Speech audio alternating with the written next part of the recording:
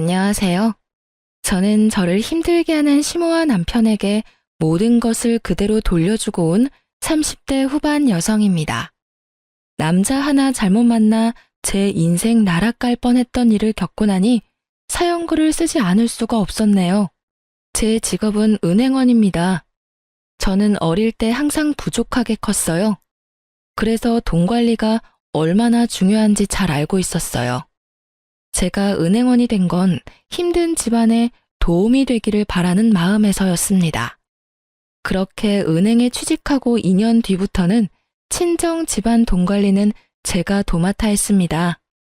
돈을 움켜쥐고 있는 게 아니라 돈을 굴려 돈을 만들었죠. 좋은 상품과 재테크 방법을 빠르게 접할 수 있었기에 가능한 일이었습니다. 그리고 친정집은 제 덕분에 목돈을 모을 수 있었고 친정 부모님은 그런 저에게 엄청 감사해 하셨어요. 부모님이 여기저기 말씀을 많이 하고 다니셔서인지 20대 후반부터는 주변에서 선자리가 엄청 들어왔습니다. 그러나 저는 자연스럽게 만나는 연애 결혼을 원했어요. 그런데 아버지의 성화에 못 이겨 선을 보게 됐는데 그 사람이 제 남편이었습니다. 아버지가 그렇게 해보라고 한 이유가 있었는데요.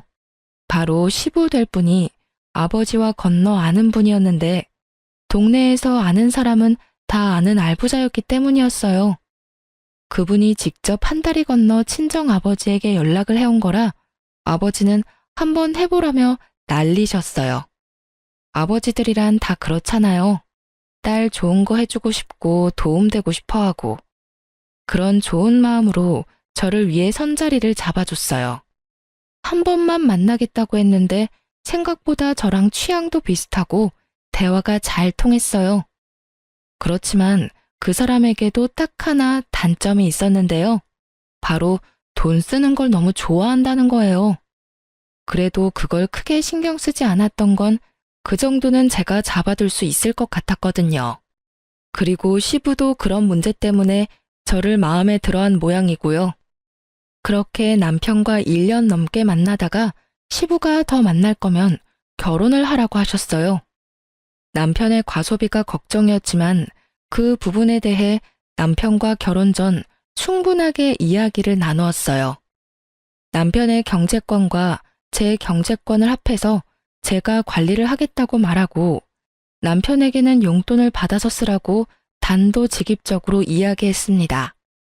저희의 미래를 위해 그리고 시부의 의견이라고 말이죠.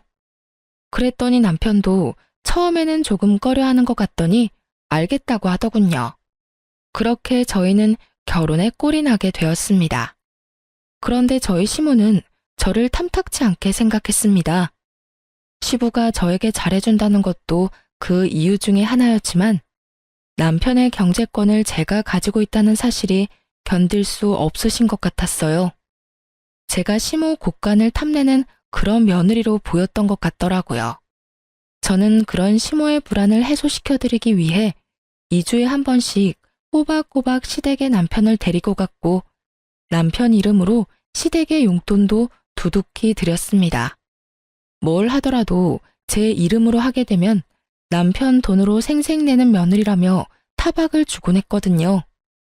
솔직히 해주고 욕 얻어먹는 건 싫었기에 남편 돈으로 남편 이름으로 해드렸더니 이번에는 다 아들 돈으로 해결하고 너는 돈도 안 쓰냐며 타박을 하더군요. 시모는 그런 사람이었습니다. 그러나 시모와는 달리 시부는 결혼 후에도 저의 든든한 지지자가 되어주셨어요. 특히 재산과 관련된 이야기들은 거의 저와 상담하셨어요. 특히 재테크에 관심이 있으셔서 저도 괜찮은 상품을 소개하고 지인을 알려드리기도 했어요. 결혼 2년쯤에는 시댁 재산도 거의 파악할 수 있었고 시부가 제게 맡긴 재산도 제법 됐어요. 그런데 남편은 정말로 시부와 정반대였어요.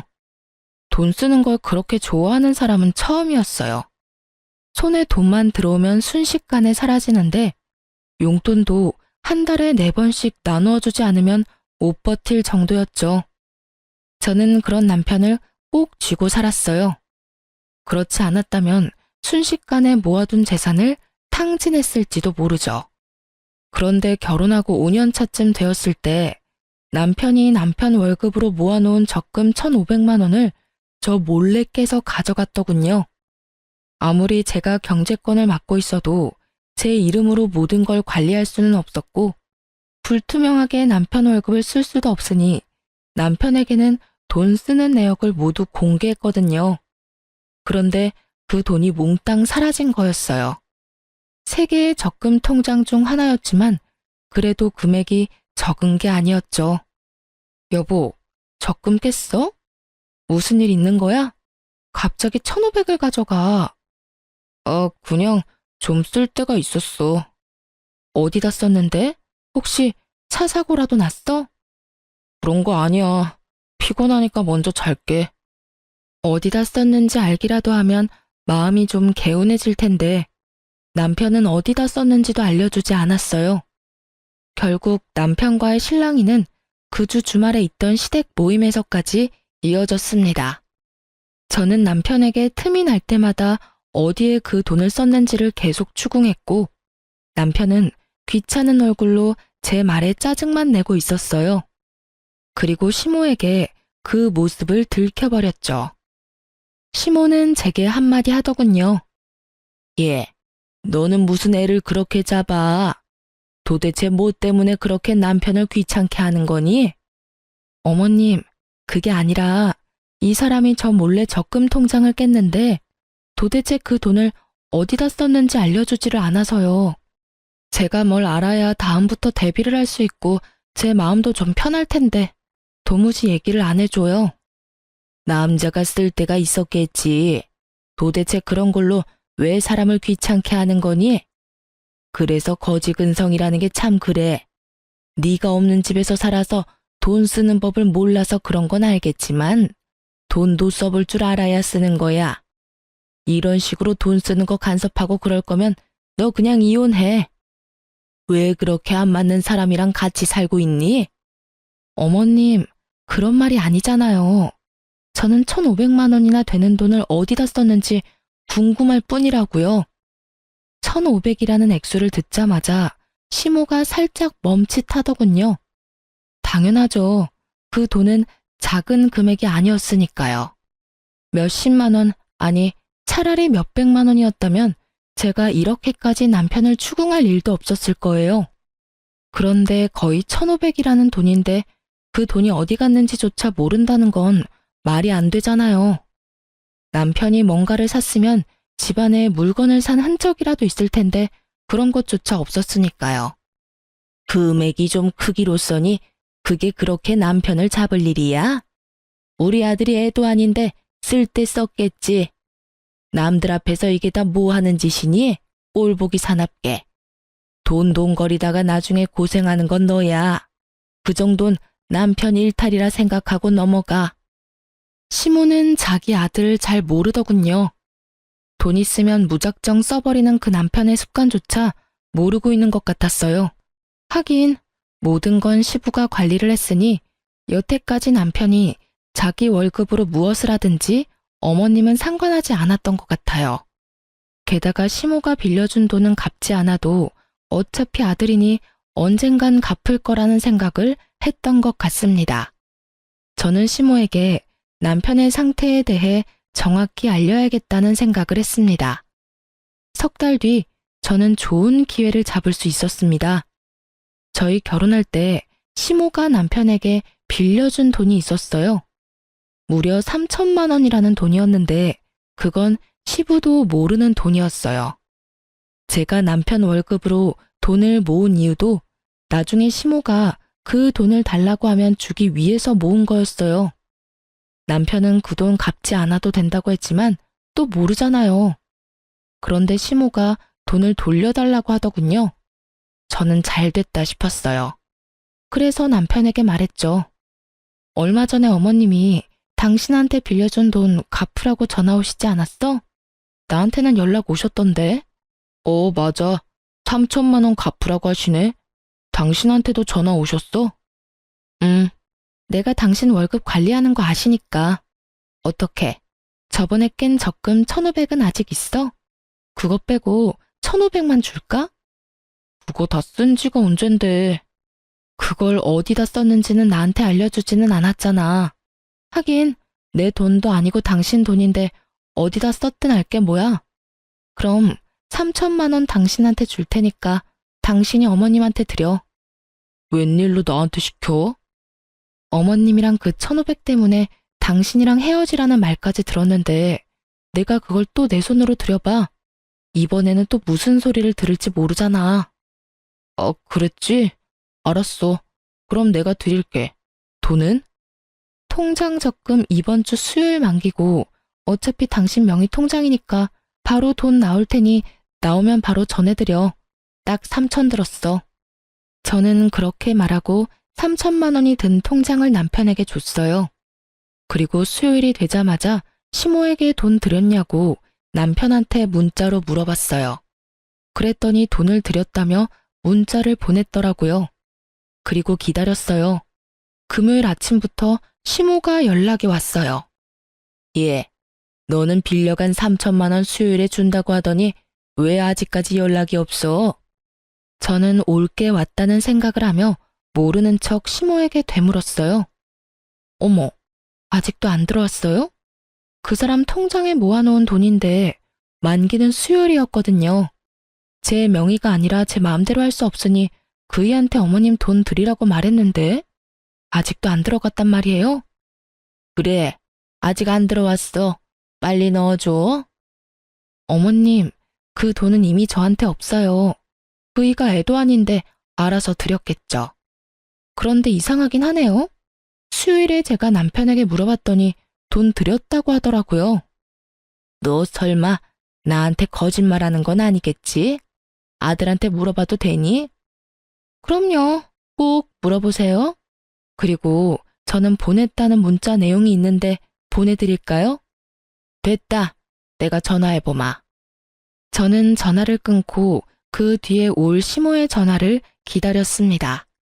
저는 그 돈이 아직까지 남편에게 있을 거라고 생각하지 않았습니다. 돈만 있으면 다 써대는 사람이니 어딘가 썼겠죠. 저번에 1,500만 원이 그대로 사라진 것처럼 말이죠. 그런데 시모와 전화를 끊자마자 남편이 집에 들어오는 것입니다. 저는 좋은 구경하겠구나 싶어 시치미를 뚝 떼고 있었죠. 그랬더니 남편 전화로 연락이 오더군요. 엄마. 무슨 일이야? 그거? 좀만 기다려주면 안 돼? 아직 돈이 안 나와서. 뭐? 그렇게 말하면서 남편이 제 눈치를 보더군요. 저는 왜 그러냐는 눈빛으로 남편을 바라보았습니다. 남편이 한숨을 푹 내쉬더니 말하더군요. 혹시 오늘 엄마 전화 받았어? 전화 받았어. 나한테 돈 내놓으라고 하시길래 당신한테 말씀하라고 얘기했어. 왜 돈이 안 들어왔대? 당신 돈 드렸다고 했잖아. 그게 혹시 적금 해놓은 거 더 있어? 그런 게 어딨어? 당신이 1,500 그때 가져다 쓰고 이번에 남은 게 마지막이야. 이제 더 이상 모아놓은 돈도 없어. 왜 그러는 건데? 어머님이 대체 왜 전화하셨는데? 아무것도 아니야. 그런데 아무것도 아니라는 남편의 말과는 달리 시모는 제게 전화를 했어요. 그래서 저는 남편 앞에서 스피커폰으로 전화를 받았죠. 네, 어머님. 무슨 일로 전화하셨어요? 그이한테 전화는 해보셨어요?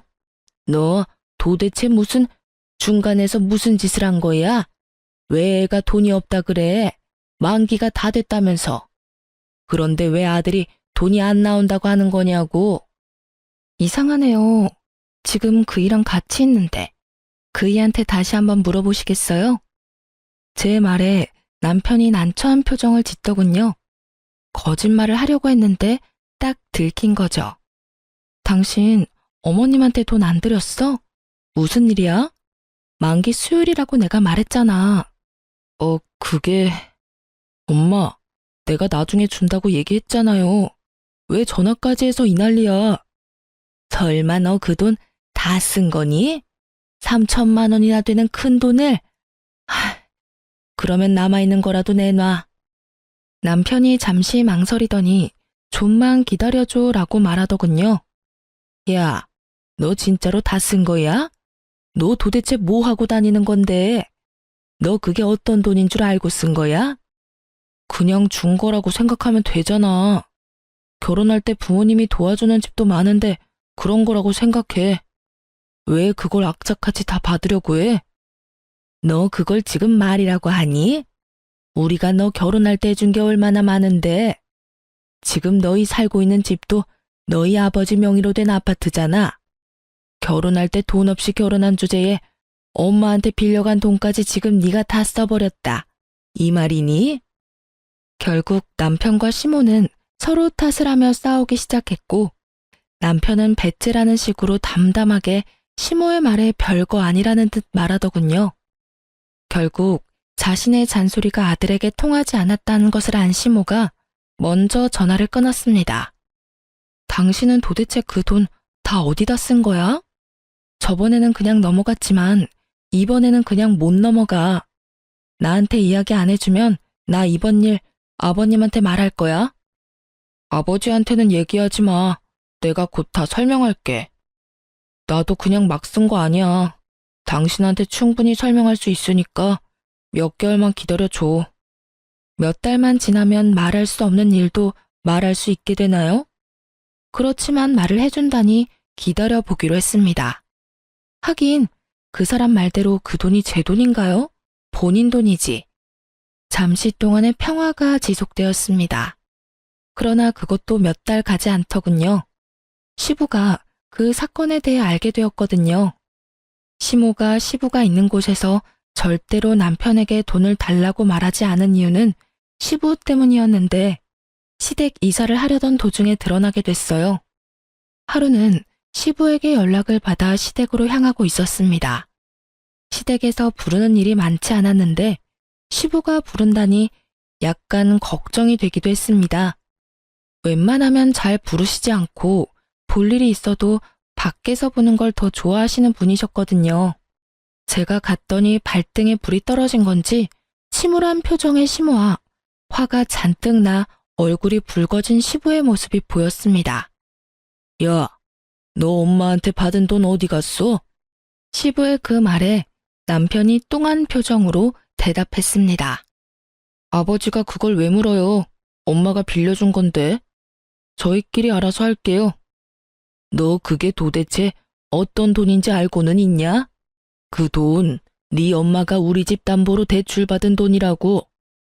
너 대체 그 돈을 다 어디다 썼어?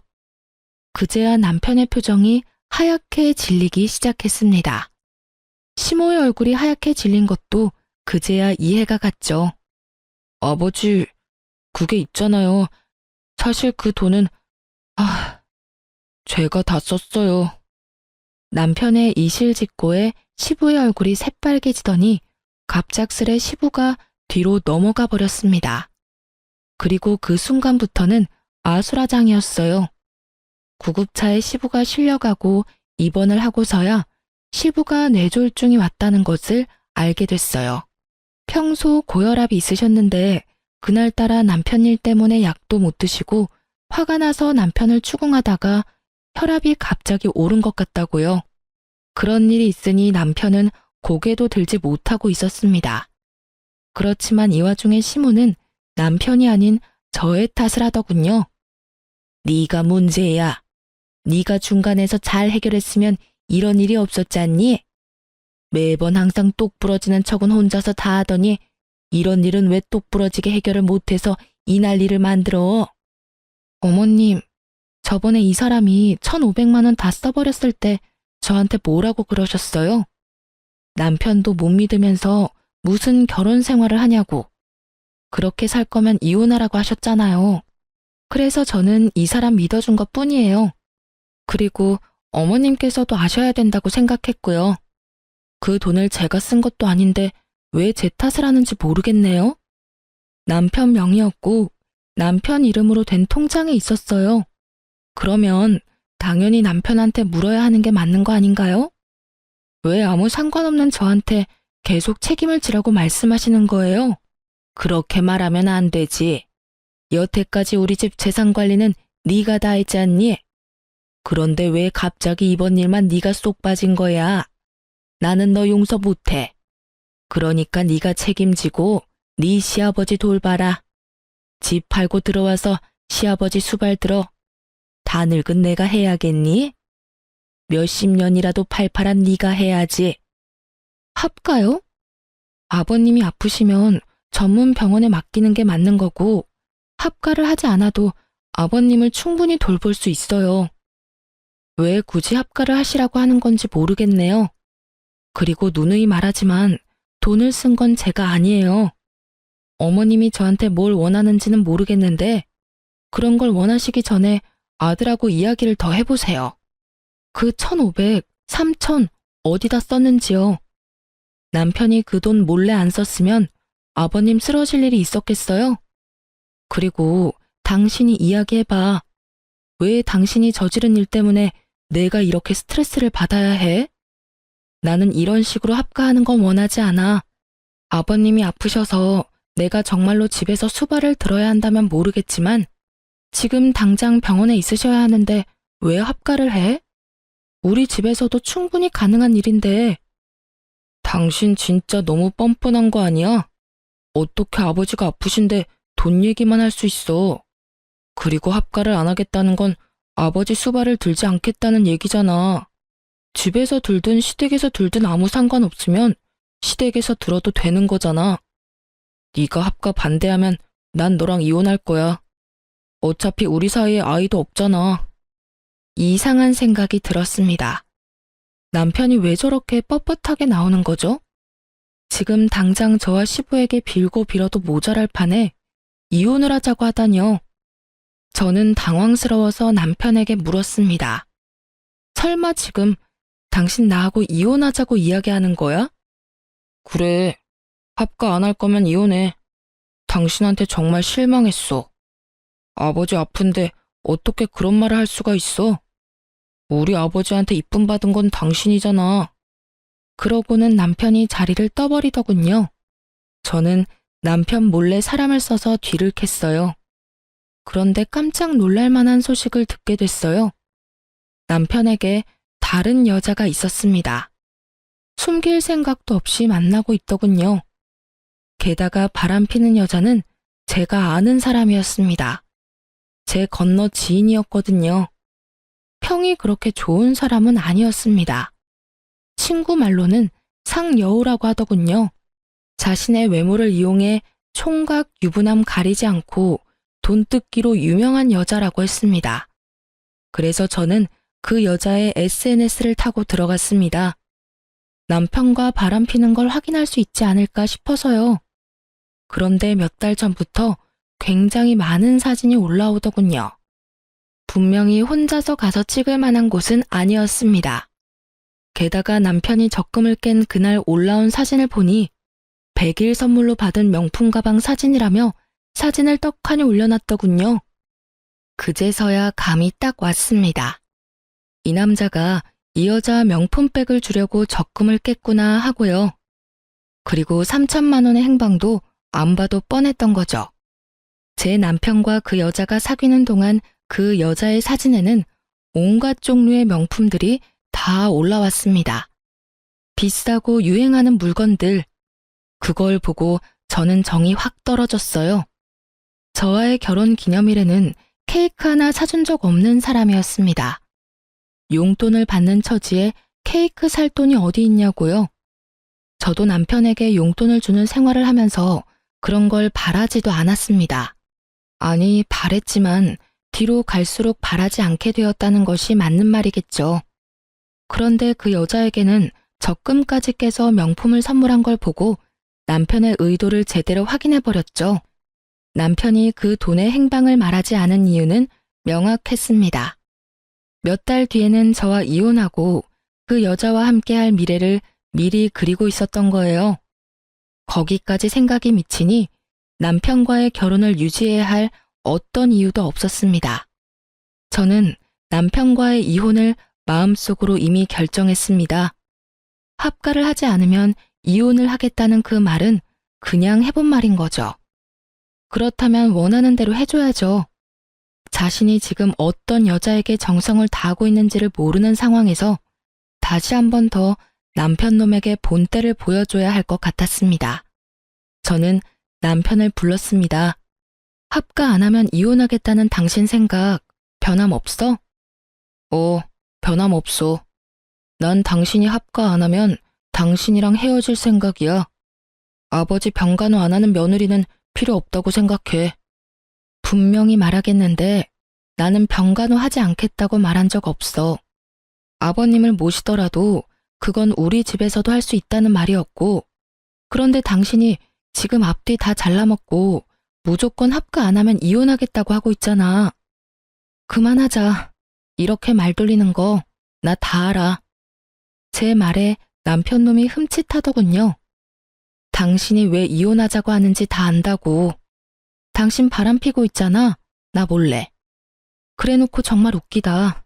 아버님 핑계 대면서 이혼하자고 하는 거야? 차라리 솔직하게 말하지 그랬어. 다른 여자랑 같이 있고 싶으니까 이혼하자고. 무슨 말이야? 내가 무슨 바람을 피워? 바람 안 핀 걸로 하고 싶니? 그러면 그렇게 해. 어머님한테는 말하지 않을게. 그렇지만 나는 내가 유책 배우자로 이혼할 생각은 전혀 없어. 변호사 사서 소송할 거고 당신이 나를 이용하도록 놔두지는 않을 거야. 어머님한테 말하는 건 당신한테 맡길게. 그리고 제 말을 듣던 남편은 웬 떡이냐 싶은 표정으로 웃고 있더군요. 하긴 쉽게 이혼해주는 것 같아서 기분이 좋았겠죠. 하지만 저는 쉽게 이혼해줄 생각은 전혀 없었습니다. 그리고 이혼 소식을 시모가 들었는지 저에게 전화가 왔더군요. 너 이러는 거 아니다. 네 시아버지 아파서 누워 계시는데 어떻게 지금 이 상황에 이혼을 이야기하니? 너 설마 아버지 수발 들기 싫어서 이혼하자고 하는 거니? 그런 거 아니고 이혼은 그 사람이 먼저 이야기를 했고 저는 합가를 들지 않아도 아버님 수발을 들겠다고 분명히 말했어요. 그거를 받아들이지 않은 건 남편이고요. 그러니까 하고 싶은 말이 있으시면 아드님한테 하세요. 이 모든 게 남편 계획이니까요. 너 이렇게 헤어진다고 해서 너 혼자 잘 먹고 잘 살 수 있을 거라고 생각했어? 주변에서 너 시아버지 수발 들기 싫어서 이혼한 거라고 소문 다 나면 좋은데 시집이라도 갈 수 있을 것 같아? 네가 우리 아들만큼 괜찮은 남자를 어디 가서 만나니? 그러니까요. 늙어서 혼자 죽어도 상관없으니까 어머님 아드님 같은 분하고는 같이 살기 싫어요. 그리고 아들한테 무슨 소리를 들었는지 모르겠지만 제 남편이 먼저 바람나서 저한테 이혼하자고 한 거거든요. 좋으시겠어요. 여우 같은 며느리 맞이하게 되셔서. 저는 그렇게 이야기하고 전화를 뚝 끊었습니다. 그리고 남편 놈 이름으로 시모에게 하던 모든 걸 끊어버렸어요. 2주에 한 번씩 남편을 데리고 시댁에 가는 것도, 남편 이름으로 용돈을 주던 것도 끊어버렸죠. 그리고 남편에게 시모에게 연락하라는 잔소리도 더 이상 하지 않게 되었죠. 그렇게 되니 당황한 건 제가 아니라 시모였던 것 같아요. 남편은 정이 없고 본인 부모에게도 애정을 그리 갖지 않는 사람이었어요. 그 사람에게는 돈만 중요할 뿐이지 부모는 그 뒤 이야기였거든요. 그런 남편 멱살 잡아가며 시모에게 효를 다하도록 만든 건 저였죠. 그런데 한순간에 다 사라졌으니 시모 입장에서는 아들이 갑자기 변해버렸다는 생각밖에 들지 않았을 거예요. 그리고 저는 이혼 소송을 하면서 상대방 여성에게 상간녀 위자료 소송까지 했습니다. 아시잖아요. 상간녀 소송하면 남자 쪽에서 다 내주는 거. 결국은 남편도 그렇게 한 것 같더라고요. 그 여자에게 빠져서 시모에게 주던 돈도 그 여자한테 주고 시모에게 매주 가던 것도 그 여자에게 가고 제가 모아뒀던 돈으로 그 여자에게 차까지 선물했더군요. 그것을 알게 된 것은 그 여자의 SNS에서였습니다. 제가 이혼을 선언하고 난 뒤부터 그 여자 SNS에는 남편에게 받은 선물들로 가득 차더군요. 그리고 남편 놈의 얼굴도 같이 찍혀 나오기 시작했죠. 아주 당당하고 자신감 있는 상간녀의 행보였습니다. 제가 할 복수는 간단했습니다. 저는 이혼 판결 떨어지기 직전에 제가 담당하고 있던 시부의 재산 관리에 대해 남편에게 알려줬습니다. 특히 시부가 특별히 관리하던 부동산 같은 경우에도 남편에게 다 알려줬어요. 모든 것이 시부 명의로 되어 있는 재산들이 있기 때문에 저는 이혼 전 남편에게 모든 것을 돌려준다는 명목하에 시부 재산과 관련된 것도 남편에게 다 알려준 거였어요. 제가 남편에게 그 목록을 알려주었을 때 남편은 눈이 확 커지더군요. 이게 다 뭐야? 이거 아버님이 나한테 관리하라고 했던 재산 목록들이야. 아버님 명의로 되어 있으니까 내가 가지고 있어봤자 아무 소용없고 어차피 당신과 나 이혼할 건데 이런 거 가지고 있다가 이혼할 때 또 무슨 소리 들을지 모르니 깨끗하게 다 당신한테 돌려주는 거야. 원래라면 아버님한테 돌려드려야 하는데 아버님 상태가 지금 좋지 않으시잖아.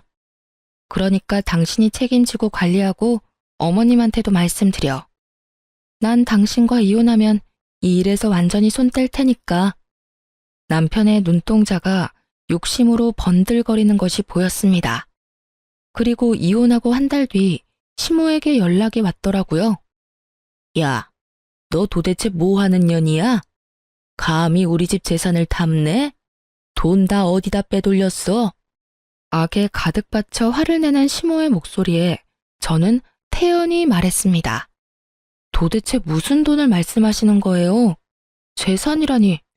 저는 아는 바가 전혀 없습니다. 네가 모르는 게 어디 있어? 우리 남편이 너한테 재산을 다 맡겼는데 그 재산들이 지금 하나도 없잖아. 지금 통장에 땡전 한 푼이 없어. 네가 다 가져간 거지? 제가 관리하던 건 남편에게 모두 다 줬어요. 제가 가지고 있을 필요가 없으니까요. 이미 남남인데 제가 가지고 있으면 그거야말로 범죄죠. 제가 변호사 입회하에 남편에게 모조리 다 돌려줬어요. 그러니까 하고 싶은 말이 있으시면 아들한테 하세요. 저한테 전화하실 게 아니라. 뭐? 너 설마 진짜로 우리 아들한테 그 돈을 다 줬니? 네. 아버님 그렇게 되고 후견인이 남편밖에 없잖아요. 그래서 준 거예요. 네가 지금 정신 나간 짓을 했어. 너 지금 집이 어떻게 돌아가는지 아니? 부동산에 적금에 병원비까지 탈탈 털렸어. 그리고 나랑 남편이 내는 보험까지 다 해지하고 해지 환급금까지 아들이 다 가져갔더라. 너 어떻게 이럴 수가 있어?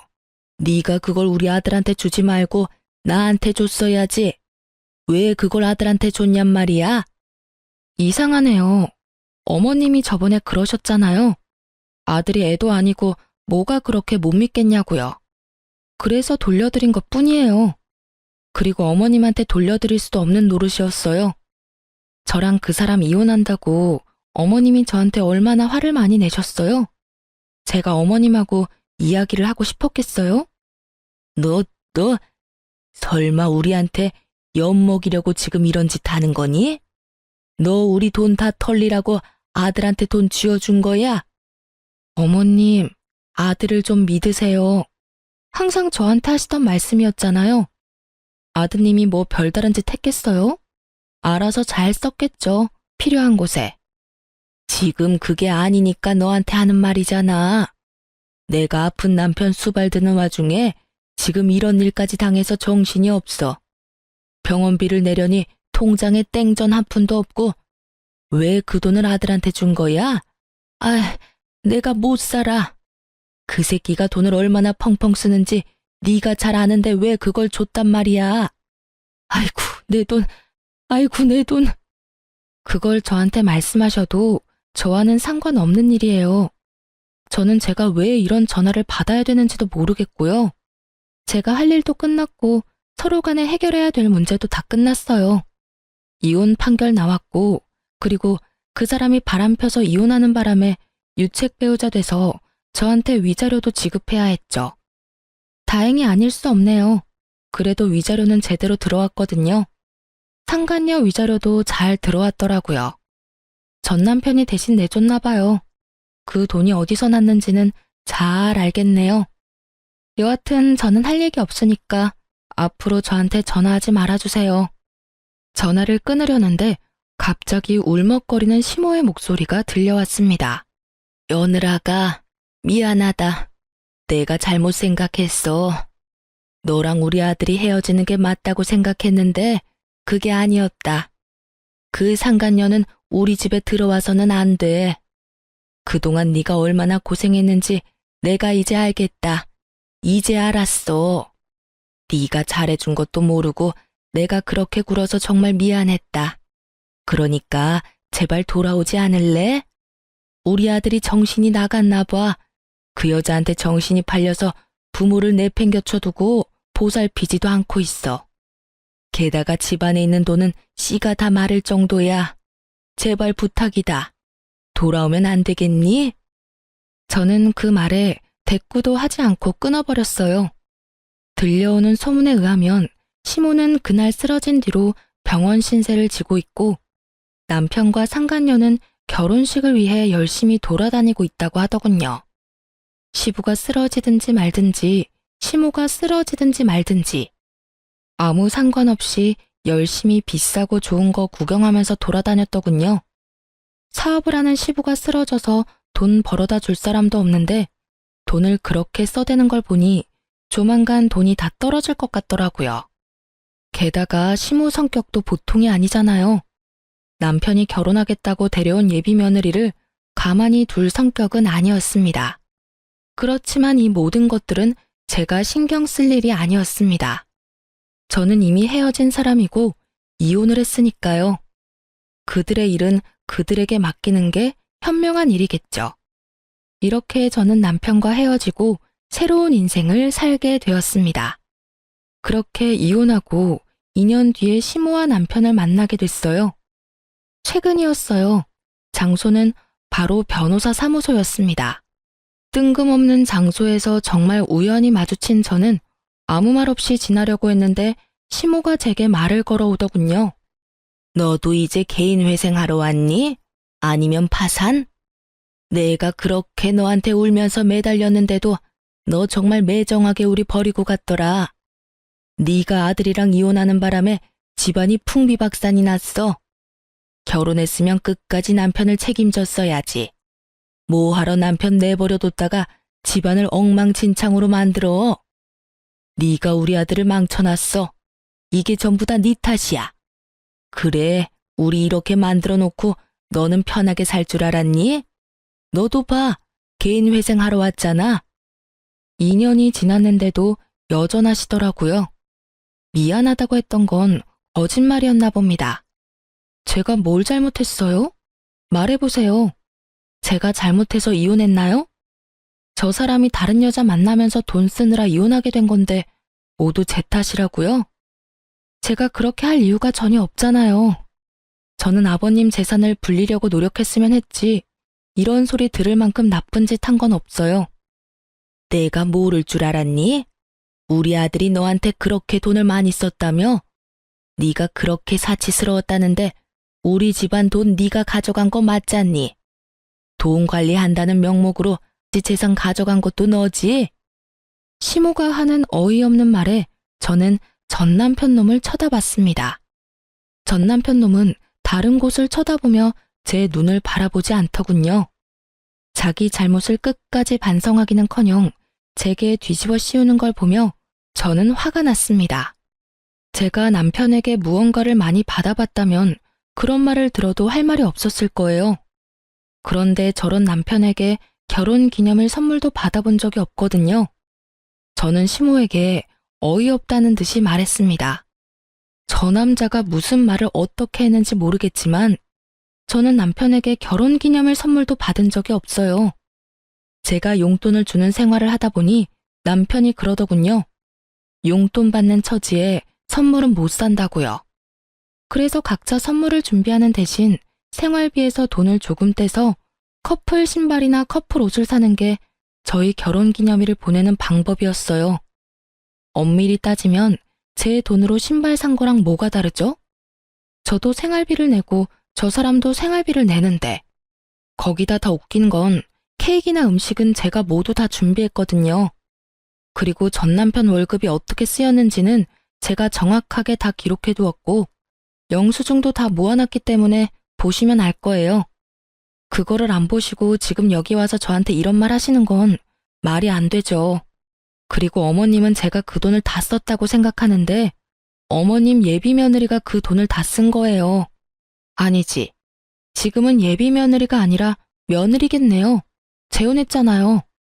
전 남편은 고개를 푹 숙이며 제 눈을 마주하지 못했고 시모의 얼굴은 사색이 되어 하얗게 질렸습니다. 그걸 보니 상간녀와 남편이 잘 되지 않았다는 걸 짐작할 수 있었습니다. 하긴 그렇게 돈을 좋아하는 여잔데 개인 회생이나 하는 남자와 만나고 있을 리 만무하죠. 저는 마지막으로 시모에게 팩트를 날렸습니다. 제가 전 남편과 처음으로 다투게 된 그 1,500만 원 사건, 그 1,500도 상간녀 가방 사는데 들어갔더라고요. 그 여자 SNS 확인해보니 그 적금 깬 날 1,000만 원 넘는 가방 자랑하려고 사진을 휘황찬란하게 올려놨더라고요. 전 남편이 어머님한테 돌려줘야 했던 3,000만 원도 그 여자한테 썼던 것 같던데 확인 안 해보셨나 보네요? 시모가 제 변명 아닌 변명을 듣고는 다 이해한다는 어조로 제게 비웃으며 말하더군요. 그래, 뭐든. 너도 지금 개인 회생하러 변호사 사무실 찾아왔는데 그런 너 붙잡고 이런 말 하는 것도 웃긴 일이지. 안 그러냐? 시모는 마지막까지 저의 자존심을 박박 긁으려는 듯 소리를 지르더군요. 그리고 그때 변호사 사무실에서 변호사가 나왔어요. 그리고 변호사가 저를 향해 여보라고 부르는 순간 그 공간이 싸늘하게 식었습니다. 여보, 서류 놔두고 간 거 있다고 해서 갖다 주러 왔어. 이거 맞지? 맞아. 고마워. 여기까지 오느라 고생했어. 조금 있다가 점심시간이니까 기다릴래? 같이 밥 먹으러 나가자. 제게 잠시만 기다려달라고 하던 남편이 대기하던 한 사람을 데리고 변호사 사무실로 먼저 들어갔어요. 저는 시모를 보며 웃었습니다. 저는 개인 회생하러 온 게 아니고 재혼한 남편 서류를 주러 왔어요. 무슨 착각을 하셨는지 모르겠지만 저는 개인 회생 파산과는 거리가 멀거든요. 알다시피 돈 관리는 철저하게 하니까요. 누구랑은 다르게요. 어쨌든 과거 이야기는 과거 이야기고 솔직히 말하면 저는 지금도 잘못 없다는 입장이에요. 여자한테 빠져서 저에게 이혼을 요구한 것도 남편이고 제가 시어머니에게 드리라고 했던 아버님의 재산을 다 탕진한 것도 남편이죠. 그리고 남편에게 그 어떤 선물도 받아본 적이 없는 것이 저예요. 무슨 탓이든 탓을 하고 싶으면 남편 상간녀한테 하세요. 얼마나 되는 돈을 탕진했든 그 여자가 다 가져간 거니까. 그렇게 말하고 뒤돌아 나가려던 제가 한마디 더 붙였어요. 아 참, 그리고 저희 남편 실력 좋거든요. 그러니까 상담 잘하고 가세요. 2년 만에 재산 탕진한 거 보니까 참 딱하기는 하네요. 하늘이 무너져도 솟아날 구멍은 있다니 이야기 잘하고 상담 잘 받고 가세요. 그렇게 이야기하고 조금 뒤 남편이 사무실에서 나오면서 제 손을 잡았습니다. 상담이 많이 밀려서 미안해. 식사는 뭘로 할래? 뱃속에 있는 우리 아이는 뭘 좋아할까? 아이가 좋아할 만한 것으로 먹을까? 지금 우리 아이는 한식이 너무 먹고 싶대. 우리 맛있는 한정식 먹으러 갈까? 그래, 우리 여왕님이랑 우리 공주님이 원하는 건 뭐든 들어줘야지. 다정다감한 남편 덕분에 의도치 않게 금술 좋은 부부 모습을 보여주었더니 절 쳐다보는 표정에 부러움과 시기가 가득하더군요. 게다가 전 남편과 사이에는 가지지 못했던 아이까지 가지고 있으니 시모의 얼굴에는 짜증이 한가득이었습니다. 그러나 부끄러워서였는지 얼굴이 뻘겋게 돼서는 나중에 다시 오겠다며 나가버리더군요. 도망가는 두 사람의 모습을 보니 참으로 웃겼습니다. 상간녀가 없는 걸 보니 두 사람은 이미 찢어진 것처럼 보였어요. 나중에 들어보니 전 남편이 개털된 걸 알고 상간녀가 애저녁에 손절했더군요. 결혼하겠다며 드레스며 예식장이며 다 돌아다녀 놓고는 원하는 걸 얻지 못하니 순식간에 헤어졌더라고요. 그렇지만 상간녀도 이번에는 그 일에 대한 대가를 확실히 받았더라고요. 제 말을 들었던 시모가 상간녀를 쫓아다니며 아들이 준 돈 다 내놓으라며 가는 곳곳마다 따라다니며 괴롭혔다고 하더라고요. 결국 버티다 못한 상간녀가 전 남편에게 받은 물건들 중에 몇 가지를 되돌려줬다고 하더군요. 하지만 이미 중고가 된 상품들이었고 다시 되파는 것도 손해를 보는 것이었기 때문에 잃어버린 돈만큼 돌려받지는 못했다고 해요. 전 남편과 시모는 남편 사무소 앞에서 한바탕 싸운 모양이었습니다. 남편 회사 직원이 나중에 이야기를 해주더군요. 시모가 전 남편에게 너 때문에 우리 집안 돈의 씨가 말랐다며 너 어떻게 책임질 거냐고 아주 난리가 났다고 하더랍니다. 어디 가서 그런 여우 같은 여자한테 걸려가지고 잘 살고 있는 마누라를 내쫓아서 집을 상태로 만들었냐며 전 남편을 너덜너덜하게 만들었다고 하더군요. 그렇지만 전 남편도 참지만은 않았다고 해요. 이혼한다고 했을 때 좋아했던 건 엄마가 아니냐며 둘이서 또 그 앞에서 치고받고 싸우느라 한동안 통행에 방해가 됐을 정도라고 합니다. 그 이야기를 들으면서 둘 다 참 똑같은 사람이다 라는 생각을 했네요. 자기들이 뿌린 대로 거뒀을 뿐인데 둘 다 잘못했음에도 불구하고 서로 남탓만 하고 있으니까요. 저는 그런 사람들과 일찌감치 잘 헤어지고 새로운 남자와 잘 살고 있습니다. 재혼이라 좀 걱정스러웠지만 상대방도 재혼이라 조금은 덜 부담스러운 상황이었죠. 이제는 아이도 생기고 더 안정적이고 행복한 생활을 하고 있습니다. 솔직히 전 남편을 생각하면 아직도 짜증나고 부끄럽고 지워버리고 싶은 기억이라고 생각하고 있지만 그 일이 없었다면 제가 이렇게 빠져나올 일도 없었겠죠. 지금 저희 시댁 부모님들은 제게 항상 고마워하세요. 남편과 함께 시댁 친정 재산을 불려주려고 열심히 노력하고 있는 저에게 매번 고맙다며 감사 인사를 하시거든요. 그렇게 하지 않아도 된다고 했는데도 고마움을 표현해 주시는 부모님들을 보면 저도 더 열심히 도움이 되고 싶은 마음을 가지곤 합니다. 이런 게 바로 가는 정이 있으면 오는 정도 있다는 말이겠네요. 긴 글 읽어주셔서 감사합니다. 모두들 행복한 하루 되세요.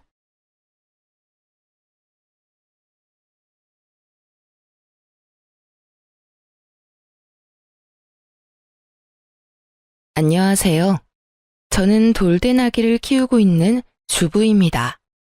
제가 이렇게 다시 결혼을 하게 될 줄은 정말 상상도 하지 못했는데 이렇게 다시 좋은 사람을 만나 그야말로 눈에 넣어도 아프지 않을 아이를 키우고 있다는 것이 어떨 땐 꿈만 같네요. 도대체 어떤 사연이 있길래 재혼은 꿈도 꾸지 않았는지 한번 들어보실래요? 저와 남편은 같은 회사 동기로 서로 어려울 때 돕고 지내니 자연스럽게 만나게 되었고 1년가량 연애하다 결혼을 하게 되었습니다. 남편은 외동, 전 언니만 2명이 있었는데 언니들이 아직 시집을 가기 전이라 처음으로 생긴 사위라며 친정에선 저보다 남편을 더 아끼고 예뻐해 주셨고 시댁 역시 하나뿐인 며느리라고 저를 참 예뻐해 주셨습니다. 그렇게 제 앞날엔 꽃길만 가득할 거라 생각했는데 문제는 제가 전혀 예상치 못한 곳에서 일어나더군요. 당시 남편과 요즘 대부분 신혼부부가 그러하듯 돈 관리를 따로 하고 있었고 생활비 통장으로 일정 금액을 모아 생활하고 있었어요. 번 돈을 각자 관리하니 서로 터치할 일도 없고 좋더라고요. 그렇게 돈으로 언성 높이는 일 없이 평화롭게 지내던 어느 날, 생활비 입금해야 하는 날짜가 지났는데 남편이 돈을 입금하지 않고 있더라고요. 전 대수롭지 않게 남편이 잊었나 보다 하고 생각했고 남편에게 돈을 보내라고 했어요. 여보, 생활비 아직 안 들어왔더라? 시간 날 때 보내놔. 아, 맞다. 알겠어. 조금 있다가 보낼게. 이렇게 철석같이 대답하던 남편은 며칠이 지나도 생활비를 입금하지 않았고 전 마찬가지로 또 잊었나 보다 생각하며 대수롭지 않게 여기고 있었죠. 저 역시 잠깐 확인만 하고 잊기도 했었고요. 그렇게 또 며칠이 지나고 남편과 함께 맞춰 연차를 쓰고 오랜만에 늦잠도 늘어지게 자고서 남편과 함께 늦은 아침밥을 먹고 있는데 휴대전화에 미납 문자가 오는 것이 아니겠어요? 황급히 남편은 휴대전화를 뒤집었지만 이미 전 봐버린 뒤였고 며칠 전이 월급날이었는데 미납이라니 이해가 되지 않더군요. 여보, 나 다 봤는데? 다 봤어? 응, 제대로 봤어. 미납이라니 무슨 미납? 우리 월급 받은 지 얼마 안 됐잖아. 월급은 다 어쨌길래 그런 문자가 와? 저의 직설적인 물음에 우물쭈물 애꿎은 입술만 잘근잘근 씹어대던 남편은 이내 저에게 모든 사실을 털어놓더군요.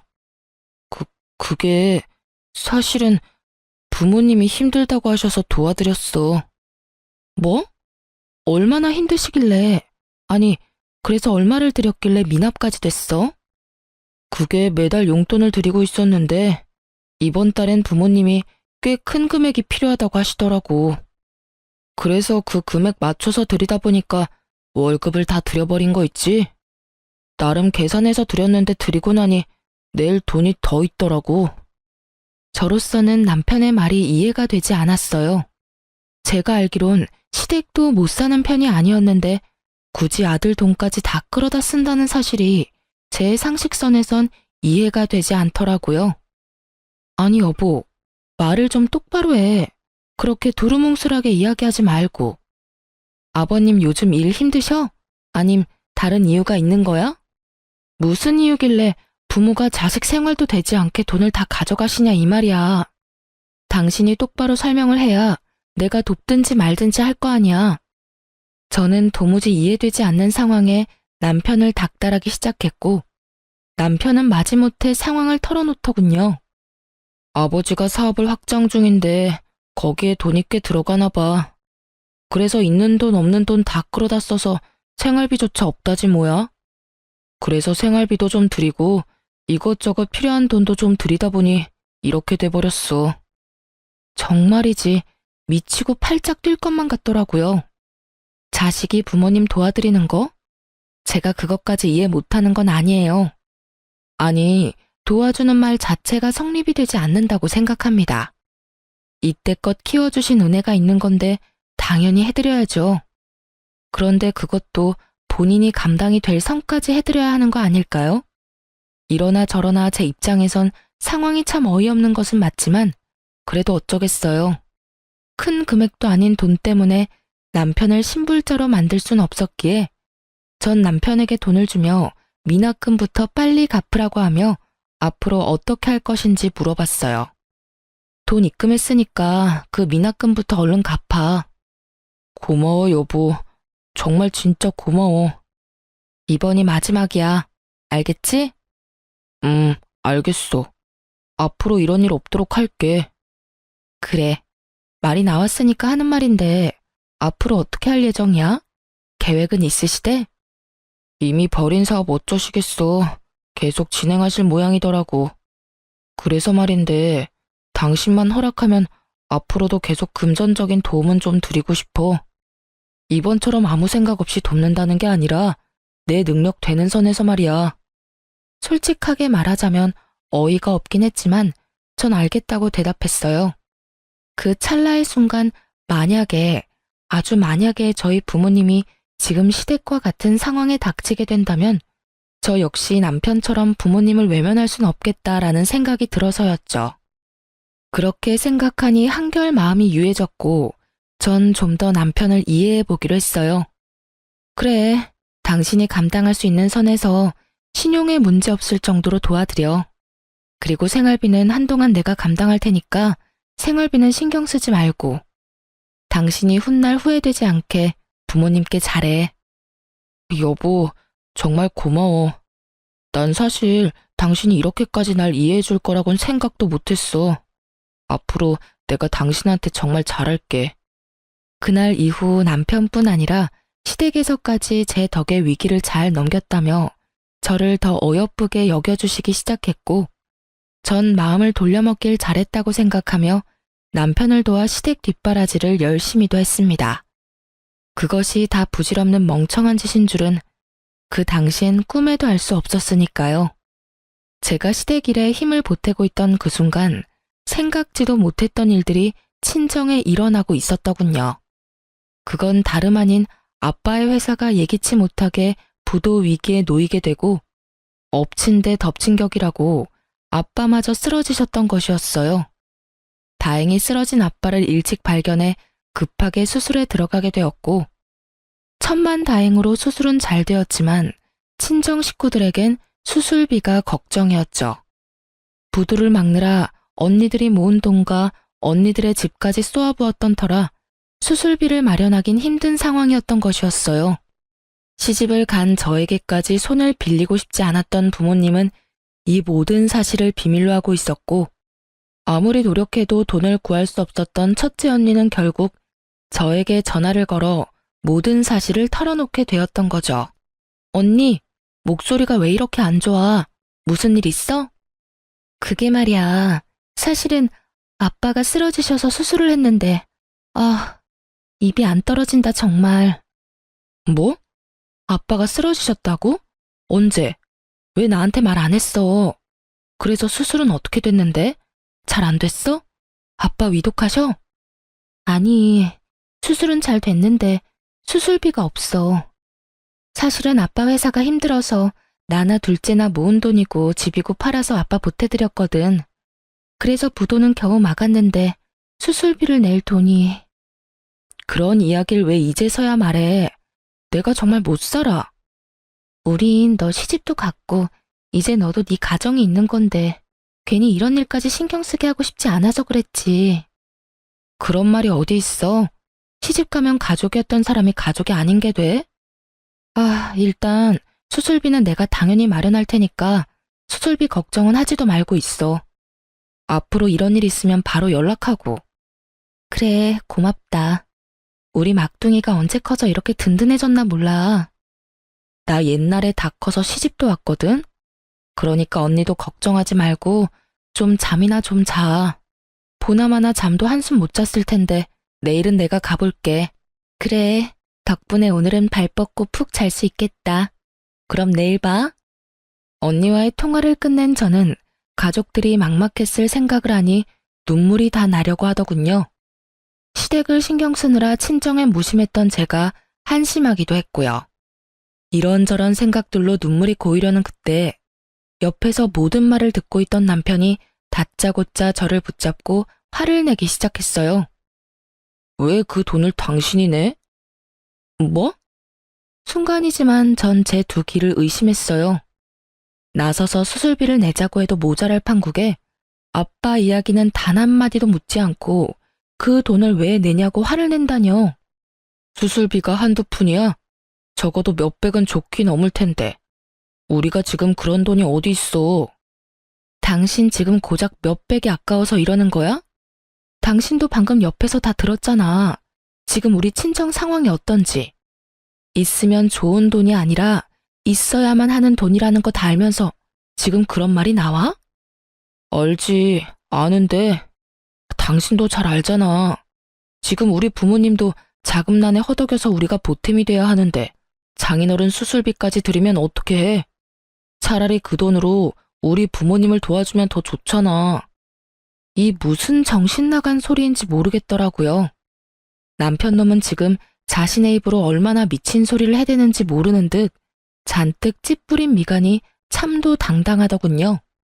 당신 말 잘했다. 당신 부모님 힘들다고 당신이 한동안 돕는다고 했을 때 나 사실 어이없기는 했지만 군말 없이 그러라고 했어.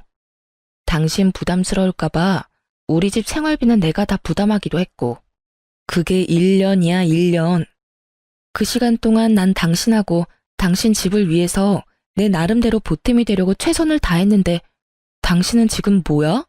차라리 그 돈으로 당신 부모님이나 돕자고? 지금 그걸 말이라고 해? 우리 아빠 수술비가 없다는데 당신 설마 우리 아빠한테 주는 돈이 아까워서 이러는 거야? 당신 그 정도로 최악인 남자였어? 아니, 아깝기는. 우리 집엔 자식이 나 하나뿐이라서 어쩔 수 없이 내가 도와야 했지만 당신 집은 아니잖아. 처형이 2명이나 있는데 왜 당신까지 나서서 도와야 하냐 이 말이지. 그것도 우리 집도 어려운 이럴 때 말이야. 전 더 이상 남편과 대화라는 걸 나눌 필요성을 느끼지 못하겠더라고요. 언니들은 자신의 집까지 팔아서 집안의 보탬이 되었다고 말하며 설득할 힘도 없었고요. 아, 다 됐고, 당신이 당신 돈으로 시댁 도왔듯이 나도 내가 모은 돈으로 아빠 수술비 드릴 테니까 상관하지 마. 그게 왜 당신 돈이야? 그건 부부 돈이지. 정신 차려. 그게 왜 부부 돈이야? 그건 엄연히 내가 벌어서 나 혼자 모은 내 돈이야. 이런 말 하는 거 치사해서 하기 싫었는데 당신이 당신 돈으로 뭘 하든 당신한테 아무 말 안 했으니까 당신도 내 돈으로 이래라 저래라 입대지 마. 신경도 쓰지 말라고. 알겠어? 제 말에 남편은 입을 꾹 다물고 저를 노려보더라고요. 양심이 있다면 그때라도 자신이 생각이 잘못됐다고 반성이라도 하는 모습을 보여야 정상일 텐데 제정신도 아니고 양심이라는 것도 없는 남편놈은 저를 향해 씩씩거리더니 이내 그 야밤에 자리를 박차고 나가버리더군요. 저도 화가 단단히 났던지라 그대로 나가버리는 남편의 모습을 보며 내가 말이 너무 심했나? 좋은 말로 잘 설득해 볼 걸 그랬나? 이딴 생각들은 전혀 들지 않았고 오히려 시원하게 욕 한마디 못해준 것이 후회스럽기까지 하더군요. 그렇게 저는 저대로 남편에 대한 섭섭함으로 씩씩거리고 있는데 시댁에서 전화가 오더군요. 그 야밤에 어딜 갔나 했더니 우리 부모님 노래를 부르던 남편놈은 시댁으로 가 모든 사실을 다 잃은 듯 했어요. 당장 시댁으로 오라는 시모의 목소리가 날카로웠거든요. 전 망설임 없이 시댁으로 향했고 시댁에 들어서니 남편놈은 방으로 쏙 들어가더니 나오지 않더군요. 시부는 언짢다는 듯 팔짱을 끼고 앉아 있었고 시모는 가타부타 묻지도 따지지도 않고 화를 내기 시작하더군요. 네가 제정신이니? 출가 외인인 네가 왜 친정일에 끼어드는 거야? 그것도 다른 일도 아닌 돈 드는 일에. 원래가 그렇다. 시집간 딸은 친정일에 함부로 나서서 돕고 그러는 거 아니다. 이 말도 기가 막히는데 그 뒤를 잇는 말들은 그야말로 한 편의 막장 드라마를 연상케 하더라고요. 네 언니들도 있으니 언니들이 알아서 할 게다. 사돈 처녀들 능력 좋은데 왜 굳이 너까지 나서니? 그러니까 친정에 돈 줄 생각은 하지도 마. 우린 절대 반대야. 그 돈이 어떤 돈인데 친정을 주긴 줘? 생각이 없어도 어쩜 저리도 없는지. 생각이 없는 사람이 누구인데 저딴 말을 하는 것인지. 하고픈 말은 많았지만 그래도 어른이니 막말을 할 순 없는 노릇이었고 그저 전 제 뜻을 확고하게 전하기로 했죠. 어머님, 그렇게는 못합니다. 전 이미 수술비 드리기로 마음먹었고 제 돈으로 제 친정에 드리는 돈이니 어머님도 제 뜻 존중해 주셨으면 좋겠어요. 제 말을 들은 시모는 남편과 짠 것인지 남편놈과 똑같은 말을 하더라고요. 그게 어떻게 네 돈이니?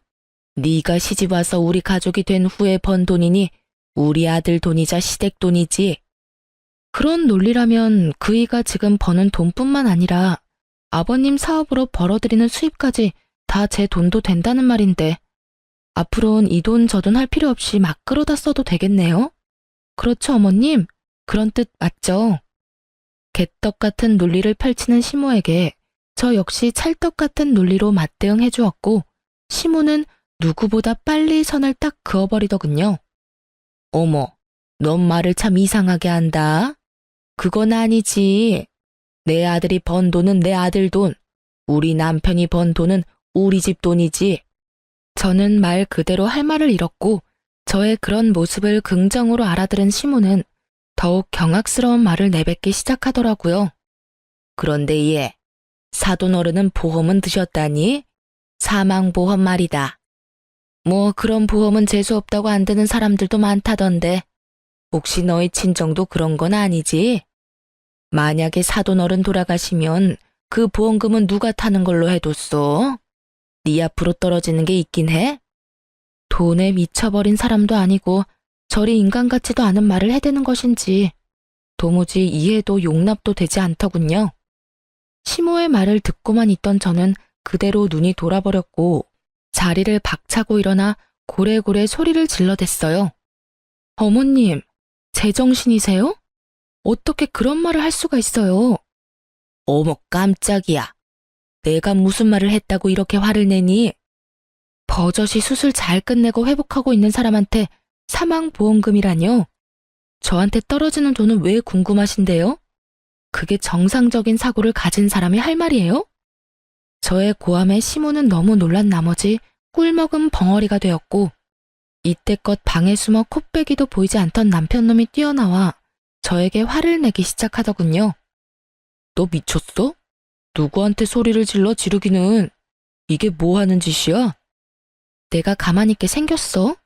멀쩡하게 잘 살아있는 사람 사망보험금이 어쩌고 저쩌고 저째? 그런 말을 듣고 가만히 있는 사람이 어디 있어? 뭐 그거 가지고 그래. 죽으라고 고사를 지낸 것도 아니고. 궁금하시면 물어보실 수도 있지. 나도 궁금하다. 그래서 장인어른은 사망보험금은 드셨대? 드셨지? 이때 제 기분이 어땠는 줄 아세요? 하하하, 딱 웃음이 나더라고요. 미쳐버린 인간들 사이에서 있으니 실성을 해버릴 것만 같아서요. 전 눈을 반짝이며 물어오는 남편의 면상을 그대로 주먹으로 때려버렸고 저에게 제대로 한 방 먹은 남편놈과 시모는 저에게 득달같이 달려들어 화를 내더군요. 당신 지금 나 때린 거야? 그것도 주먹으로? 이게 무슨 짓이야? 너 미쳤니? 네가 감히 내 아들을 때려? 야, 발로 확 걷어차서 남자구실 못하게 만들려다가 많이 참고 참아서 주먹으로 끝낸 줄 알아. 그리고 어머님, 제가 이런 말까지 듣고도 가만히 있을 거라 생각했어요? 멀쩡히 잘 살아있는 내 부모 목숨 가지고 함부로 말하는 인간, 뺨 한 대 정도는 때려줘야죠. 생각 같아선 어머님 역시 가만두고 싶지 않은데 그래도 어른이라 참고 또 참는 거니 괜히 건드리지 마세요. 전 그대로 시댁을 빠져나와 집으로 돌아왔고 이혼밖에 답이 없다는 결론을 내렸어요. 사연을 들어보니 다른 분들은 휴대전화의 녹음 기능을 알차게도 잘 사용하던데 전 왜 조금 전 그 모든 경악스러운 상황들을 놓쳐버렸는지 한스럽기까지 하더군요. 언제까지 한탄만 할 수도 없는 노릇이었던 전 이제라도 모든 상황을 녹음하기로 했고 저의 예상대로 뒤이어 집으로 돌아온 남편은 저를 향해 막말을 쏟아내기 시작하더군요. 이런 미친 게 어디서 감히 남편을 때려? 너 이거 내가 경찰에 신고하면 너 깜빵에 갈 수도 있는데 내가 그간의 정을 생각해서 참는 거야. 알겠어? 어차피 오늘 내일 하는 노인네 사망보험금 들었냐고 묻는 게 뭐 큰 잘못이라고? 시어머니한테 화를 내지를 않나? 남편을 때리지를 않나? 내 살다 너같이 기센 년은 보다 처음 본다.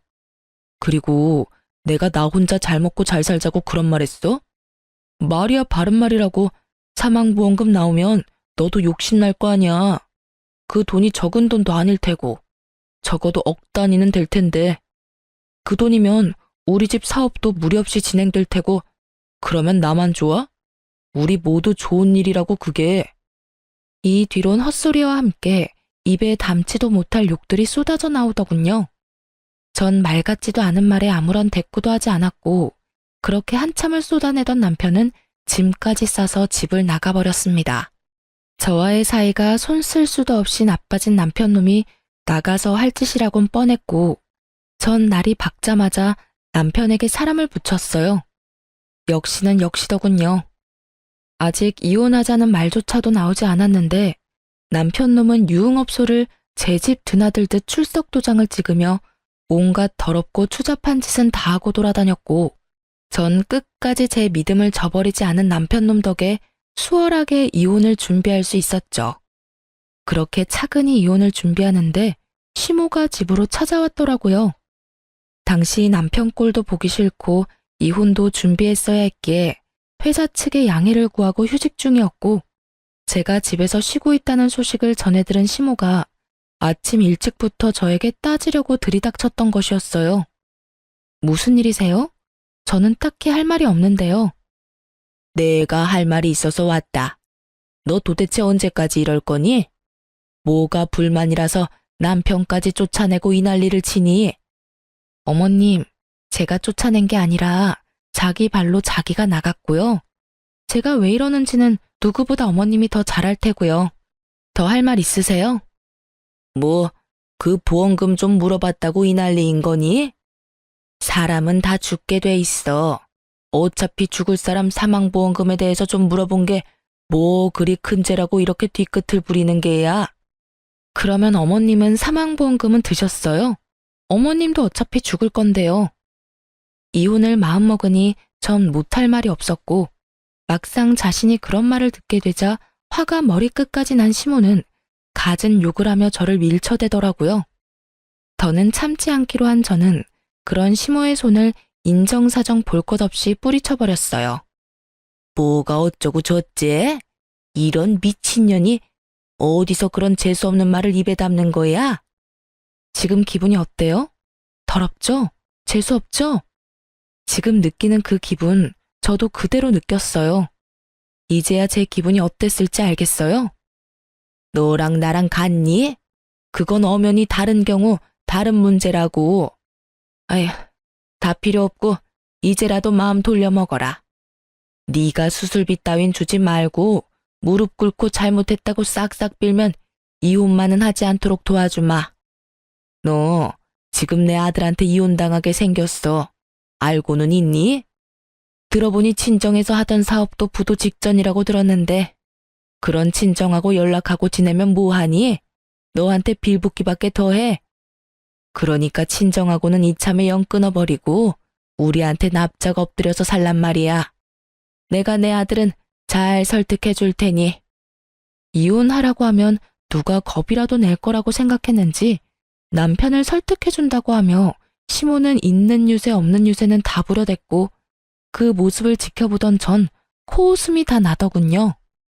그럴 필요 없어요. 이미 수술비만 아니라 그동안 알뜰살뜰 모았던 돈 다 드렸거든요. 덕분에 퇴원도 잘하셨고 부도 위기도 잘 넘겼다고 하시더라고요.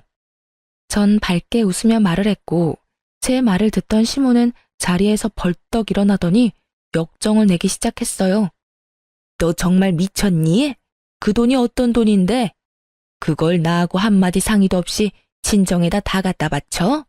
그 돈이 어떤 돈이긴요? 제 힘으로 번 제 돈이죠. 제 힘으로 번 제 돈을 쓰는데 어머님이랑 상의까지 할 필요는 없지 않을까요? 뭐라고? 내가 저번에도 말했잖니. 그건 네 돈이 아니라고.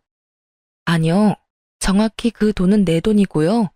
그건 어머님이 아무리 우기고 난리를 부려도 변하지 않는 사실이에요. 혹시 더 할 말 있으세요? 전 없어서 그러는데 이만 가주시겠어요? 제가 좀 바빠서요. 한마디도 지지 않고 맞서는 저의 태도에 약이 오를 대로 오른 시모는 저를 향해 손을 치켜들었고 전 그 손을 재빠르게 낚아채 그대로 뿌리쳐버렸어요. 제 몸에 또다시 손대는 날엔 어머님이고 나발이고 경찰에 확 신고해버릴 테니 그런 줄 아세요. 악에 바친 저의 통보에 시모는 뒷걸음질 치며 도망가려고 하더군요. 전 그런 시모를 붙잡고 진작 싸뒀던 남편놈의 남은 짐들을 던지며 당장 가지고 가라고 말했고 시모는 왜 이걸 자신을 주냐며 또다시 어이없는 말들을 쏟아내더군요. 나가야 할 사람이 누군데 이걸 챙겨줘? 지금까지야 이혼만큼은 아니라는 생각에 그냥 뒀지만 지금은 아니지 않니? 너도 결혼 생활 유지할 생각 없는 것 같고 나도 너 같은 년 내 며느리 자리에 계속 두기 싫다. 그러니 이 집에서 나가야 할 사람은 내 아들이 아니라 너지. 지금 당장 내 아들 집에서 나가. 아는 것이라곤 하나도 없는 시모는 참 당당하게도 저에게 오라가라 하며 큰 소리를 쳐댔고 전 그런 시모에게 통쾌한 한마디를 해주고선 시모를 내쫓아 버렸습니다. 아줌마, 당연히 알고 있다고 생각했는데 모르고 있는 듯하니 내가 친절히 말해줄게요. 이 집 아줌마 아들 집이 아니라 내 집이에요.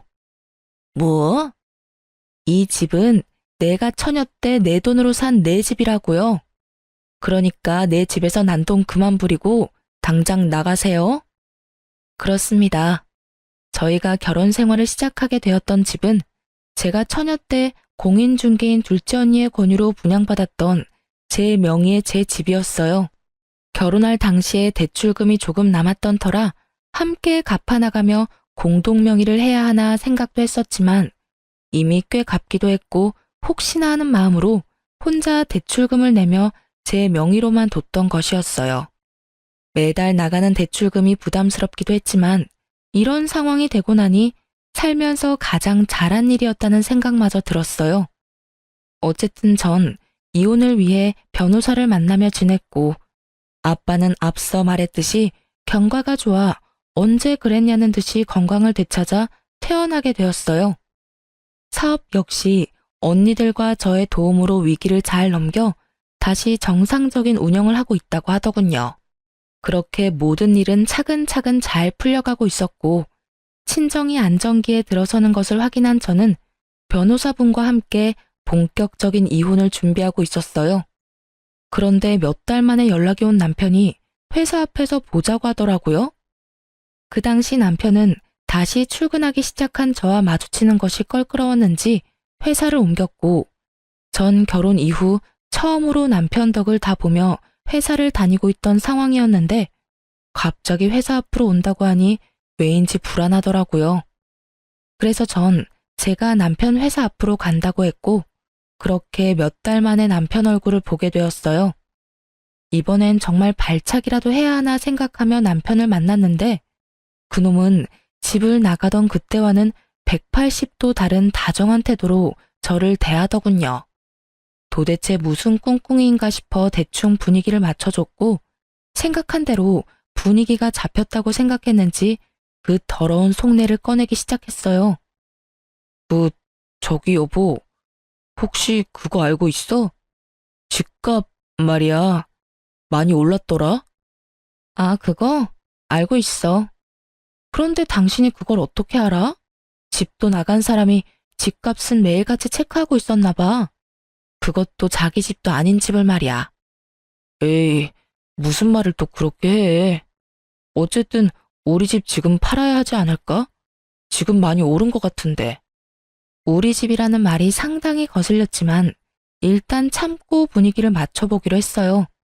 그쯤 되니 그 뒤로 나올 말이 궁금해서 미칠 지경이었거든요.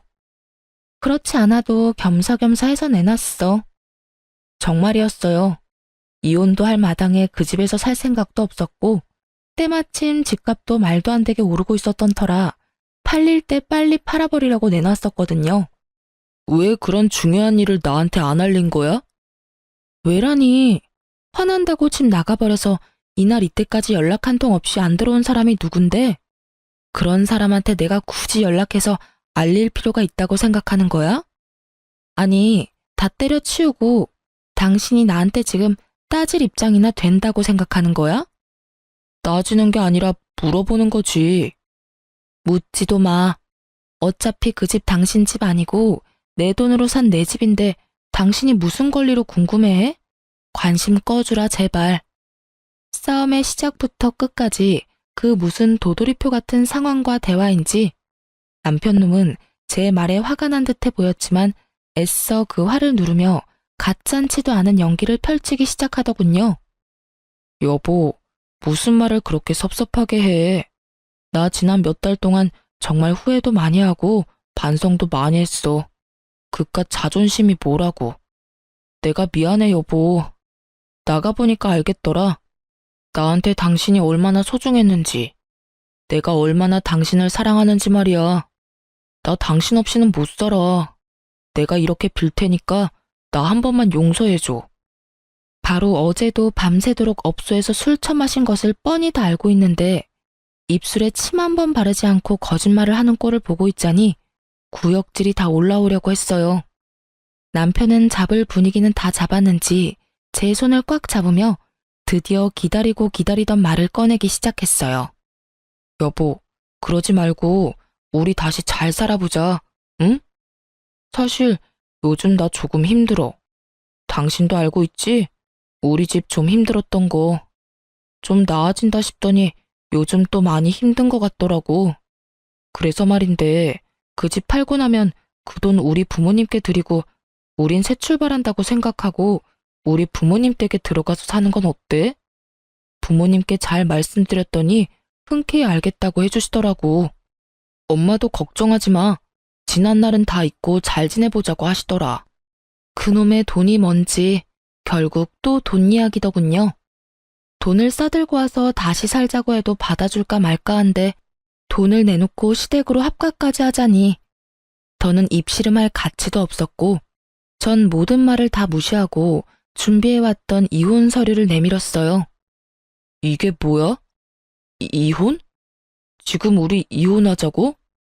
그래, 제정신은 아닌 것 같은데 글자는 잘 읽네. 보시다시피 이혼 서류야. 우리 이혼하자. 이혼은 무슨 이혼이야. 우리가 왜 이혼해? 난 당신이랑 절대로 이혼 못해. 우리가 이혼할 이유가 없잖아. 이혼할 이유가 이렇게나 많은데 이혼할 이유가 없다고? 내가 너 집 나가서 무슨 짓 하고 돌아다녔는지 다 알고 있어. 그동안 몰라서 가만히 있었는지 아니? 내가 뭘 어떻게 하고 다녔다고 이 난리야. 난 말이야, 맹세코 집, 회사 집 이렇게 일만 하면서 살았다고. 그런 내가 왜 무슨 이유로 이혼을 해야 하냐 이 말이야. 역정을 내며 이유를 들먹이는 남편에게 전 그간 모았던 사진들을 건넸고 사진을 건네받은 남편이 바들바들 떨며 되지도 않는 변명을 늘어놓는 순간 전 바로 다음 증거를 준비했어요. 아니 이건 남자들이 회사 생활하다 보면 어쩔 수 없이 가야만 하는 그런 거야. 그래, 접대. 접대를 잘해야 앞날이 평탄한 거 당신도 잘 알잖아. 내가 가고 싶어서 간 게 절대로 아니고 어쩔 수 없이, 정말 어쩔 수 없이 질질 끌려간 거라고. 어쩔 수 없이? 접대? 넌 접대하는 인간이 매일 밤마다 혼자서 세상을 다 가진 미소로 이딴 데나 들락날락하냐? 네가 접대하는 상대가 투명인간이라도 되나 봐. 그건 말이야. 그래, 먼저 들어가 계셨어. 그래서 나도 뒤따라 혼자 들어갔던 거고. 그러니까 내 말은 당신이 지금 아주 크나큰 오해를 하고 있단 이 말이지. 그래, 오해라 치고. 이거 좀 들어볼래? 이것도 충분한 이혼 사유가 되고도 남는다고 하더라고. 남편의 말이 끝남과 동시에 전 다음 증거인 시모가 저에게 온갖 욕을 하는 녹음 파일을 스피커폰으로 틀어버렸고 그 날카롭고도 상스러운 시모의 욕설들이 가게 안을 가득 채우며 울리기 시작했어요. 가게 안 사람들의 반응은 단연 뜨거웠고 특히 기혼 여성들의 반응은 말로 할 수 없을 만큼 뜨겁더라고요.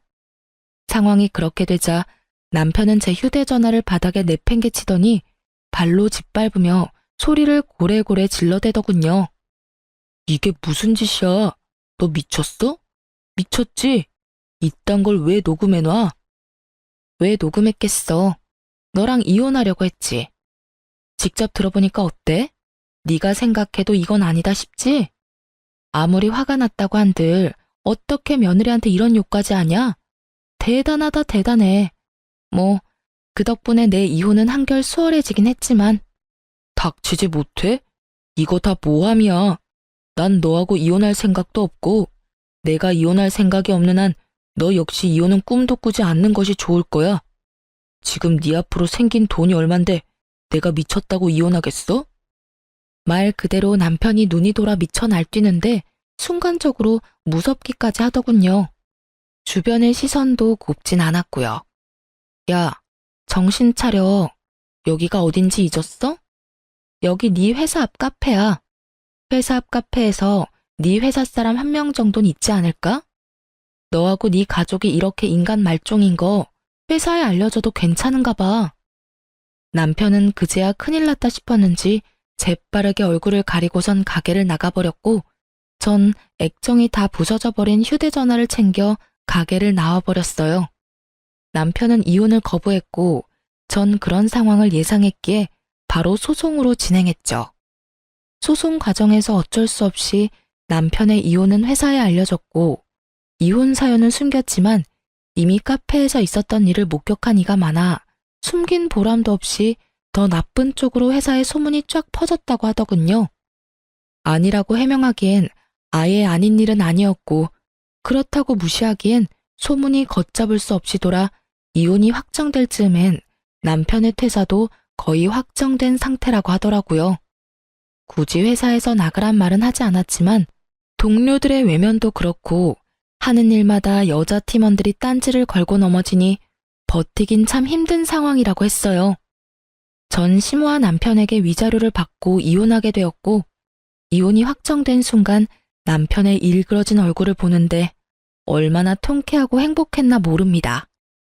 그렇게 몇 달은 정신없이 바쁘게만 보냈던 것 같아요. 회사 일이 워낙 바쁘기도 했고 이혼하고 나서도 이것저것 정리할 것들이 많아 혼자 정신없이 하루하루를 보냈어요.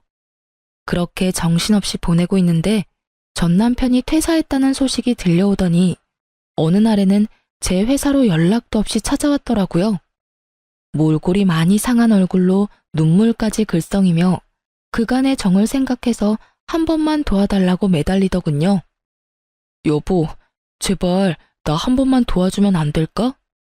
갑자기 찾아와서는 다짜고짜 그게 무슨 말이야. 나 정말 너무 힘들어서 그래. 내 꼴 보이지? 나 요즘 이러고 살아. 집도 망하기 직전이고 여기저기 끌어다 쓴 돈은 많은데 회사도 그만둬서 돈 나올 구멍이 없어. 내가 오죽하면 여기까지 왔겠소. 그러니까 우리가 함께 살던 정을 생각해서라도 한 번만 도와주라, 응? 정 같은 소리 한다 진짜. 너하고 나 사이에 남은 정이 있을 거라고 생각하는 거야? 내가 도와줄 거라 생각했던 거야? 너하고 네 부모가 나한테 어떻게 했는데 그걸 다 잊었어?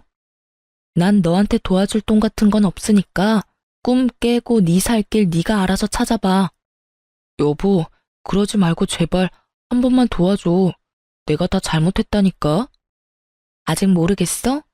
당신이 반성하든 말든 이제 상관없어. 우린 이혼했고 당신하고 나하고 이제 남남이야. 그러니까 애꿎은 날 찾아와서 이딴 소용없는 짓거리 하지 말고 이럴 시간에 취업 자리나 알아봐. 여보, 제발. 당신 위자료도 많이 받고 아파트 판 돈도 있잖아. 그러지 말고 조금만 도와줘. 아니, 빌려줘. 내가 빨리 취업해서 다 갚을게. 이자까지 쳐서 갚을게. 각서 쓰라고 하면 각서라도 쓸 수 있어. 이윽고 전 남편은 무릎까지 꿇고 빌기 시작했고 전 도무지 말이 통할 것 같지 않은 전 남편 놈을 경찰에 신고해버렸어요. 제가 경찰에 신고하는 모습을 본 전 남편은 저에게 욕을 하고선 도망을 가버렸고 그 후론 저를 찾아온다거나 연락을 해오는 일은 없었어요. 그렇게 그 지긋한 악연은 끝이 났고 전 위자료와 집을 정리한 돈으로 3층짜리 빌라를 매매했어요. 경매로 나온 급매물이라 시세보다 많이 저렴하게 매매를 해 리모델링도 깨끗이 해서 채를 놓게 되었죠. 시세보다 적은 보증금과 월세로 내놓은 덕에 공실은 빠르게 채워졌고 제일 작은 한 곳만 남아 적당한 사람이 나타나지 않는다면 저라도 들어가서 살아야겠다고 생각하고 있었어요. 그렇게 제가 사는 것으로 생각이 굳어져 가던 어느 날 마침 그 집을 보고 싶다는 사람이 나타났다고 하더라고요. 마침 저도 쉬는 날이기도 했고 어떤 사람들인지 보기 위해 빌라로 향했어요. 그런데 그곳에 누가 있었는지 아세요? 네, 맞아요. 전 남편과 전 시모가 중개사분과 함께 저를 기다리고 있더라고요. 어렵다던 사업은 전 남편이 회사를 그만두며 도와줄 상황이 되지 못하자 정말로 쫄딱 망해버렸고 집을 처분해 빚은 갚았지만 오갈 데가 없어 집을 알아보던 중 시세보다 많이 저렴했던 저의 빌라까지 오게 된 것이었어요. 인연이라 하기엔 상황이 더러웠으니 악연이 확실했고 두 사람의 표정을 보아하니 저와 같은 생각을 하는 듯 했지만 상황이 어렵긴 한가 보더군요. 굳은 얼굴로 집을 다 둘러본 두 사람은 제가 주인인 걸 뻔히 알면서도 계약을 하겠다고 했으니까요. 괜찮네요. 바로 계약하고 싶은데 공실이니 언제든 들어와도 되는 거죠? 아니, 난 싫은데 어떻게 하지? 전 남편의 말이 끝나자마자 거부 의사를 밝혔고 저의 거부에 두 사람은 노발대발하며 왜 안 되느냐고 따지기 시작하더군요. 당신 정말 이렇게까지 해야겠어? 너 정말 몹쓸애구나. 그래도 한때는 가족이었던 사이인데 꼭 이렇게 매정하게 굴어야겠니?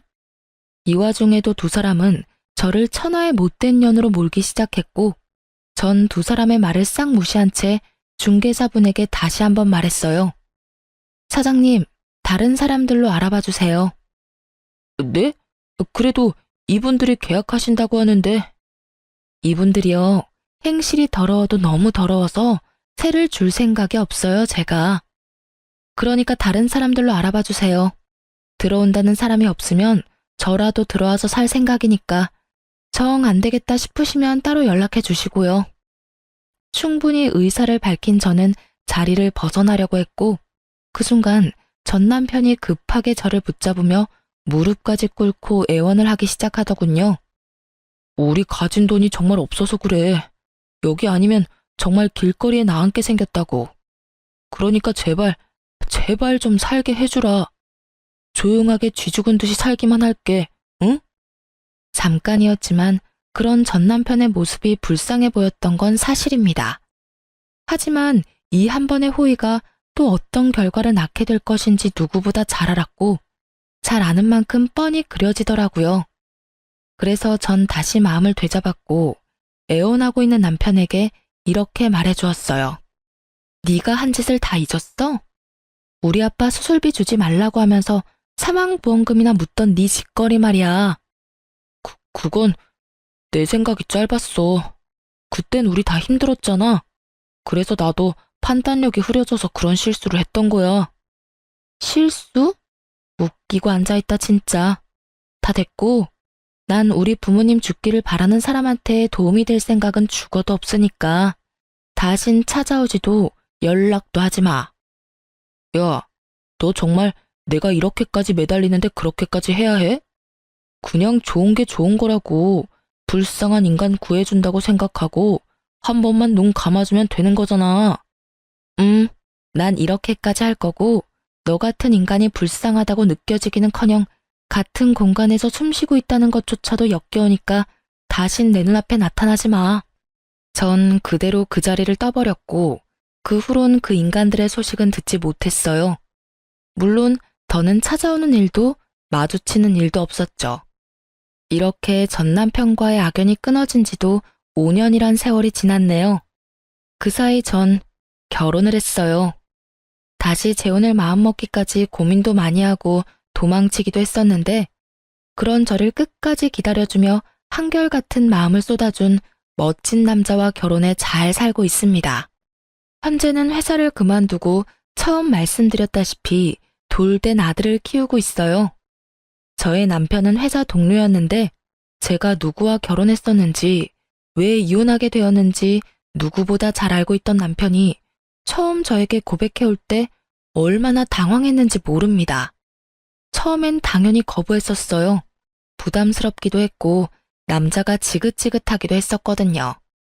하지만 남편은 그런 저에게 한결같은 모습을 보여주며 제 마음의 문을 두드렸고 자신보다 저를 더 아끼는 남편의 모습에 결국 마음을 열게 되어 결혼까지 하게 되었어요. 제 인생의 결혼은 두 번 다신 없을 거라고 생각했는데 이렇게 아들까지 키우고 있는 걸 보니 정말 사람 일은 모르는 일이다 싶어요. 몰상식의 끝을 달렸던 전 시댁과는 달리 현재 저의 시부모님들은 재산이 많진 않지만 작은 것이라도 나눠주시려고 안달인 분들이세요.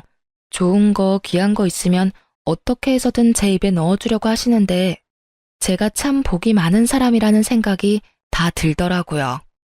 베풀어 주시니 그만큼 저 역시 베풀게 되고 마음 써주는 것이 느껴지니 더욱 잘할 수밖에 없더군요. 굳이 노력하지 않아도 자연스럽게 행동과 마음이 그렇게 되는 거 있죠? 어떨 땐 친정보다 시댁에서 지내는 것이 더 편하게 느껴지니 말 다 한 거 아니겠어요?